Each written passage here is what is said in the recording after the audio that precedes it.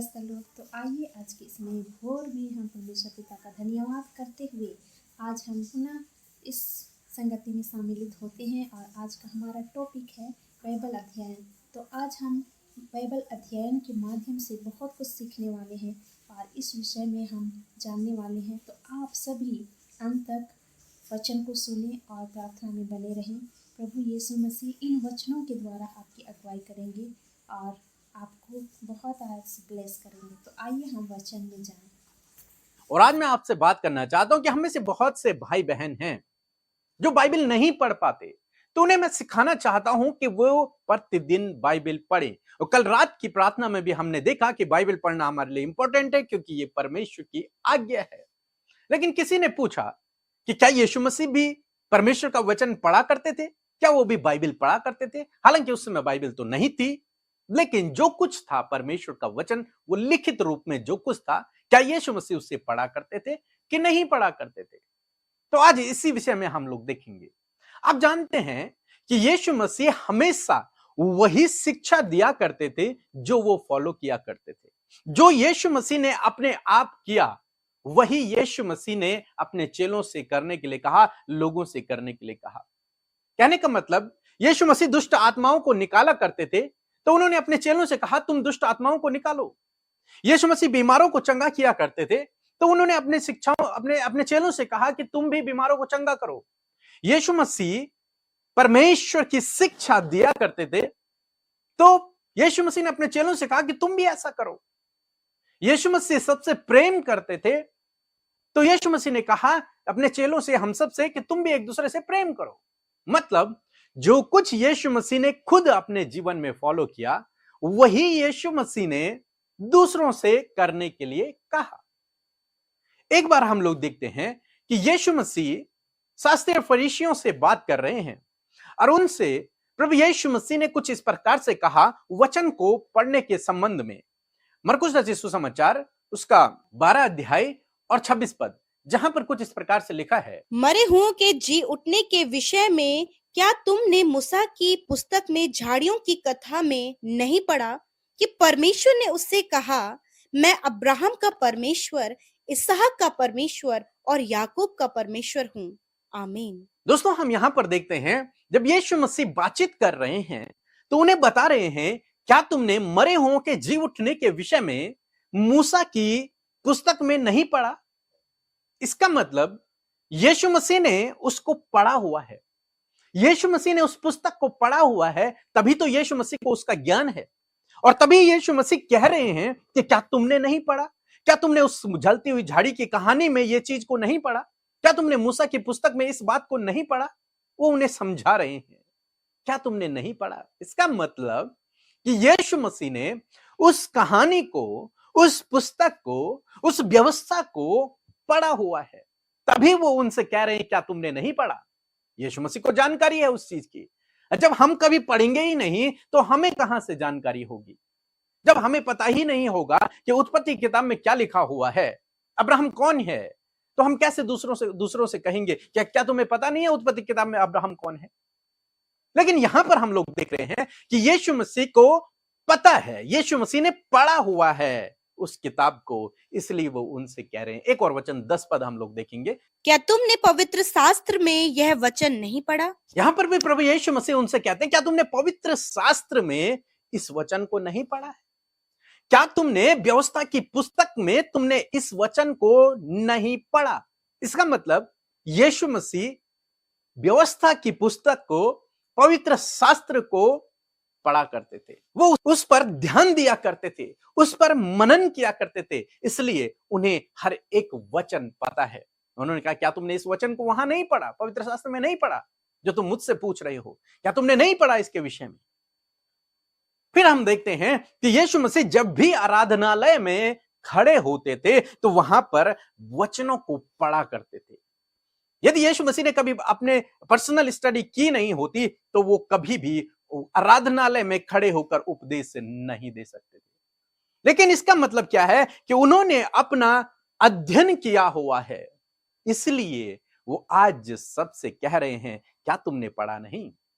आराधनालय में खड़े होकर वचनों को पढ़कर कहते हैं। आजकल जैसे कि आप सभी लोग जानते हैं कि 40 दिन का उपवास चल रहा है और यीशु मसीह ने भी 40 दिन का उपवास किया। 40 दिन और रात प्रभु यीशु मसीह उपवास में रहे और जब 40 दिन समाप्त हो गए, जब प्रभु यीशु मसीह उठे तो दुष्ट उनके सामने आ गया। शैतान उनके सामने उनकी परीक्षा को करने के लिए आ गया। इसका मतलब 40 दिन तक वो उपवास और प्रार्थना कर रहे थे। ये तो बाइबल में लिखा, उपवास और प्रार्थना। लेकिन क्या वो केवल उपवास और प्रार्थना ही कर रहे थे या फिर कुछ और भी कर रहे थे? हम देखते हैं जब शैतान उनके सामने आया और उनकी परीक्षा करने लगा। किससे परीक्षा की? वचन के द्वारा।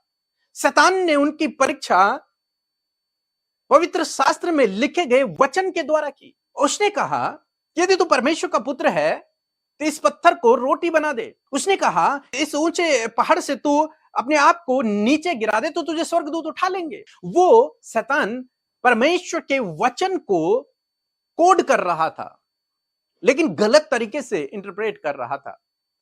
तब प्रभु यीशु मसीह ने शैतान को परमेश्वर के वचन के द्वारा हरा दिया। प्रभु यीशु मसीह ने क्या कहा? लिखा है, लिखा है।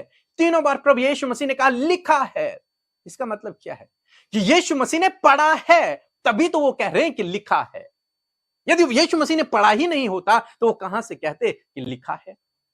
यीशु मसीह ने पुस्तक को पढ़ा है, उस पवित्र शास्त्र को पढ़ा है, उन वचनों को पढ़ा है, अच्छे से स्टडी की है, इसलिए वो आज कह पा रहे हैं कि लिखा है। जब शैतान ने कहा कि तू अपने आप को नीचे गिरा दे और स्वर्गदूत तुझे हाथों हाथ उठा लेंगे, तुझ पर कोई चोट नहीं लगेगी, तब वो कहते हैं कि लिखा है कि तू अपने परमेश्वर की परीक्षा मत करना। तो शैतान भी परमेश्वर के वचन से कोड करता है और यीशु मसीह भी परमेश्वर के वचन से कोड करता है। इस बात को जब मैं स्टडी कर रहा था तब पवित्र आत्मा ने मुझे इस विषय में बताया कि यीशु मसीह जंगल में न केवल प्रार्थना कर रहे थे, न केवल उपवास कर रहे थे, बल्कि वो परमेश्वर के वचन पर मेडिटेट कर रहे थे। वो वहां परमेश्वर के वचन का अध्ययन भी कर रहे थे। हो सकता है उनके पास रिटन फॉर्म में न रहा हो, लेकिन वो विचारों से अपने मन में परमेश्वर के वचनों का अध्ययन कर रहे थे, उन पर मनन कर रहे थे। और 40 दिन और 40 रात प्रभु यीशु मसीह ने निराहार उपवास और प्रार्थना के साथ परमेश्वर के वचन पर ध्यान दिया, परमेश्वर के वचन को मेडिटेट किया। तब ही उस वचन को कंफ्यूज करने के लिए, उस वचन को गलत साबित करने के लिए शैतान उनके सामने आ गया और वचन से ही उनकी परीक्षा करने लगा। लेकिन प्रभु यीशु मसीह ने बहुत अच्छे से वचन पर अपनी पकड़ बनाई थी। प्रभु यीशु मसीह ने बहुत अच्छे से वचन का अध्ययन किया था अपने हृदय में, अपने दिल में, अपने विचारों में, अपने मन में। प्रभु यीशु मसीह ने उन वचनों को बिठा दिया था इन 40 दिन 40 रातों में। इसलिए प्रभु यीशु मसीह ने सही वचन को सही समय कोड किया कि यह लिखा हुआ है। और बाइबल कहती है कि दुष्ट प्रभु के सामने से भाग गया। अगर यीशु मसीह वहां पर वचन पर मनन नहीं कर रहे थे, बाय चांस केवल वो प्रार्थना कर रहे थे, उपवास कर रहे थे, तो यीशु मसीह जब दुष्ट उसके सामने, यीशु मसीह के सामने आया, तो शैतान यीशु मसीह की परीक्षा वचन से नहीं करता, या फिर यीशु मसीह उससे वचन से जवाब नहीं देते। यीशु मसीह डायरेक्टली उससे कहते कि चला जा, मेरे सामने से दूर हो जा। लेकिन यीशु मसीह वचन का अध्ययन कर रहे थे, इसलिए उसने वचन से ही यीशु मसीह की परीक्षा की और इसीलिए यीशु मसीह ने उसे वचन से हराया। यह पवित्र आत्मा ने मुझ पर प्रकट किया है। हालांकि बाइबल में नहीं लिखा ऐसा कि यीशु मसीह बाइबल अध्ययन कर रहे थे वहां पे, लेकिन आप जानते हैं इन बातों के आधार पर हम कह सकते हैं कि यीशु मसीह वचन पर मेडिटेट कर रहे थे। 40 दिन और रात प्रार्थना, उपवास और वचन पर मेडिटेट कर रहे थे, क्योंकि उन्होंने उसके बाद शैतान को वचन से हराया।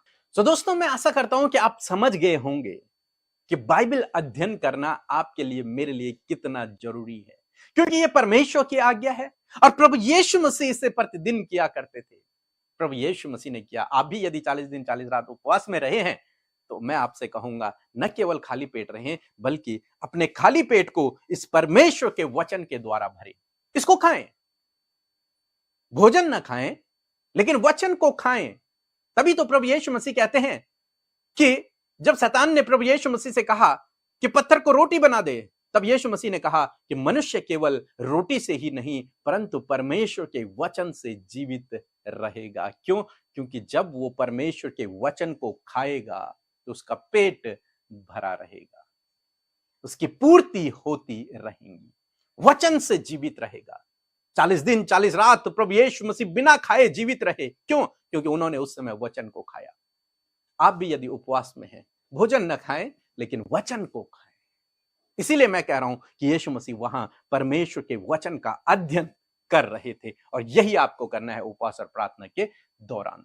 तो ये बातें हमें सिखाती हैं कि हमें भी परमेश्वर के वचन का अध्ययन करना है, ताकि आप उस वचन के द्वारा उस दुष्ट शैतान को हरा सको। और जैसे ही आप वचन को खाना शुरू करेंगे, जैसे ही आप वचन को मेडिटेट करना शुरू करेंगे, वो दुष्ट शैतान आपके परिवार से, आपके जीवन से हमेशा हमेशा के लिए दूर हो जाएगा, क्योंकि वो आपसे नहीं डरता, आपके अंदर जो वचन बसा हुआ है उससे डरता है। आप तो उसके लिए कुछ भी नहीं है, लेकिन परमेश्वर का वचन जो आपके अंदर है, जिसे आपने खाया है, जिसे आपने पढ़ा है, उससे वो डरता है।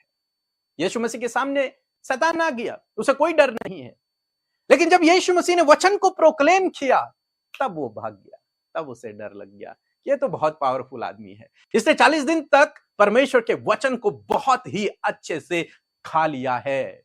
अब इसे भोजन मिले न मिले, लेकिन ये फिर भी जीवित रहेगा। क्यों? क्योंकि इसने वचन को खा लिया है। वो वचन से डरता है, आपको देखकर नहीं, वचन से। जो वचन को आपने खाया है, जिस वचन पर आपने मेडिटेट किया है, जिसको आप प्रोक्लेम करना जानते हैं, उस वचन से दुष्ट डरता है। इसलिए आज सुबह में मैं आपको उत्साहित करूंगा कि रात दिन में परमेश्वर के वचन पर मेडिटेट करना शुरू करें, ध्यान करना शुरू करें। हमारे साथ में रोज सुबह से हम प्रार्थनाओं में शामिल होना शुरू करें। प्रभु आपके लिए अद्भुत आश्चर्य कर्मों को करेगा। वो दुष्ट शैतान आपको देखकर डर कर भागने लगेगा। सो प्रभु आपको इस वचन के द्वारा बहुतायत से आशीष दे। आमीन। परमेश्वर पिता ने आज इन वचनों के द्वारा हम सभी को बहुत आयत से आशीषित किया है। तो आइए हम प्रार्थना में जाएं और आप सभी मिलकर हमारे साथ प्रार्थना कीजिए। और आज के सुंदर दिन में वचन के लिए धन्यवाद दीजिए पिता परमेश्वर को, और आज के इस पूरे दिन भर के लिए आप धन्यवाद दीजिए। धन्यवाद धन्यवाद धन्यवाद महान जीवित जिंदा खुदा अब्बा परमेश्वर, हम आपका धन्यवाद करते हैं खुदा अब्बा परमेश्वर। आप महान हैं, आप जीवित और जिंदा खुदा हैं पिता अब्बा परमेश्वर। हम हर एक बातों के लिए आपका धन्यवाद करते हैं। आज के इस पूरे दिन भर को हम आपके पवित्र हाथों में समर्पित करते हैं। धन्यवाद खुदा, धन्यवाद धन्यवाद हे पिता अब्बा परमेश्वर। आज हमने सीखा है वचन अध्ययन के बारे में, तो हे पिता अब्बा परमेश्वर हम आपसे प्रार्थना करते हैं पिता अब्बा परमेश्वर, आप हमें ऐसा सामर्थ्य, ऐसा अनुग्रह और ऐसा बल दीजिए पिता अब्बा परमेश्वर। हमारे निर्बलता में अपने सामर्थ्य को दीजिए पिता अब्बा परमेश्वर। हे पवित्र आत्मा, हम आपकी अगुवाई को मांगते हैं, और हे पिता अब्बा परमेश्वर वचन अध्ययन करने में आप हमें सामर्थ्य दें, उसका मनन चिंतन करने में हमें हमारी अगुवाई कर, और उन्हीं वचनों के द्वारा हम शैतान पर विजय पा सकते हैं, क्योंकि प्रभु यीशु मसीह ने उन वचनों के द्वारा शैतान को हराया। और पवित्र आत्मा अगुवाई करके हम आज हर एक प्रकार की बुराई, दुष्ट और दुष्टों की युक्तियों से उन वचनों के द्वारा हम विजय होने पाएँ। प्रभु यीशु मसीह, आपने वचन के द्वारा हमें अधिकार दिए हैं, और उन्हीं वचनों के द्वारा हम अधिकार से यीशु मसीह नासरी के नाम से हम हर एक दुष्टों की युक्तियों को नष्ट करते हैं, और वचनों के द्वारा, वचनों को क्लेम करके हम शैतान के हर एक युक्तियों को हम नष्ट कर सकते हैं। तो हे पिता परमेश्वर, आज हमें अपने वचन के अनुसार हम पर ब्लेस कर पिता परमेश्वर अध्ययन करने, उसका मनन चिंतन करने और उसको अपने मन में, दिल में बैठाने का सामर्थ्य हमें प्रदान कर पिता परमेश्वर, और हम उन्हीं वचनों के द्वारा शैतान पर विजय पा सकते हैं। तो पिता परमेश्वर, हम आपका धन्यवाद देते हैं, और आज के इस पूरे दिन भर को हम आपके हाथों में रखते हैं पिता परमेश्वर। आज आप हमारी अगुवाई कर, हम जहाँ कहीं भी जाते हैं पिता परमेश्वर, हम आपके प्रोटेक्शन को मांगते हैं पिता परमेश्वर। आप हमारे जीवन में सफलता को देना पिता परमेश्वर, और जिस भी काम के लिए हम जाएं वो सारे काम सफल होने पाएँ पिता परमेश्वर। आप हमारी अगुवाई करना और हर एक सक्सेस को हमारे जीवन में देना। धन्यवाद खुदा आज के सुंदर दिन के लिए, और हर एक प्रार्थनाओं को सुनने के लिए हम आपका धन्यवाद देते हैं पिता। हम जानते हैं कि पिता परमेश्वर आप सब कुछ कर सकते हैं, और सब कुछ करने में सामर्थ्य हैं पिता परमेश्वर। आप हमसे वचनों में बात करते हैं पिता परमेश्वर, और यही वचनों के द्वारा हम वचन को क्लेम करके हम पिता परमेश्वर अपने हर एक दुखों को, रोगों को हम अधिकार से उनको आज्ञा दे सकते हैं। पिता परमेश्वर, ये अधिकार आपने हमें दिया है पिता परमेश्वर, इसके लिए हम आपका धन्यवाद देते हैं। तो हे पिता परमेश्वर, हर एक बातों के लिए हम प्रार्थना करते हैं पिता परमेश्वर, और हर एक बातों के लिए हम आपका धन्यवाद करते हैं। और हम विश्वास करते हैं कि आप हमारे मन दिल के हर एक प्रार्थना निवेदनों को हमारे मांगने से पहले ही जानते हैं पिता परमेश्वर। और आप जानते हैं पिता परमेश्वर, हर एक भाई बहन की जो भी प्रार्थना निवेदन है और जो भी उनके मन में चल रहा है, सब कुछ जानते हैं पिता परमेश्वर। उनकी हर एक योजनाओं को, हर एक इच्छाओं को असफल कर पिता परमेश्वर हम यह प्रार्थना करते हैं पिता परमेश्वर। और हम हर एक बातों के लिए धन्यवाद देते हुए हम यह प्रार्थना करते हैं यीशु मसीह नासरी के नाम से, सुन और इस सुबह की बेला में आप पूरा कर, आमीन।